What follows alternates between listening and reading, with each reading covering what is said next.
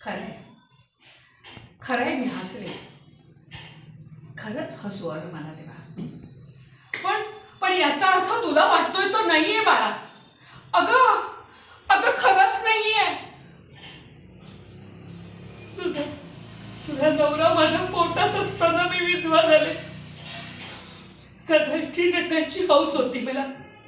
साड्या, दागिने, पण एक पांढरी साडी समाजाने त्या सगळ्यावर फेकून ते सगळं एका क्षणात निरस बेचव करून टाकलं. गुडघ्यापर्यंत यायचे ग माझे केस तेव्हा. वेणी घालायला विंचायला तास तास लागायचा. कापून टाकले ग एका क्षणात आणि घराच्या एका कोपऱ्यात अडगळीसारखं फेकून दिलं मला आयुष्यभरासाठी. तेव्हा माझे बाबा मला म्हणाले, शांता तुला आता हे सगळं असं स्वीकारावं लागेल, नाहीतर माझ्या उरलेल्या मुलींची लग्न होणार नाही. तीच वाक्य समाजाच्या भीतीने असहाय्य असलेला तसाच एक बाप. काळ बदलला, पिढी बदलली, धर्म बदलला, तरी तेच काहीच कधीच बदलत नाही. याच हसू आलं मला.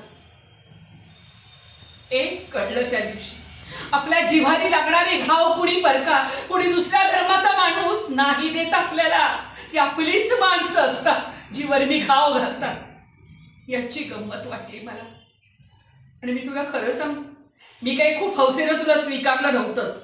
एका मुसलमान मुलीला सून करून घेऊन या समाजाच्या या सगळ्या बारेकऱ्यांवर सूड उगवलाय मी माझ्या पद्धतीने, आणि याचं समाधान मिळालंय मला. पण पण मी तुला नाही का हसले, खरंच नाही हसले बाळा.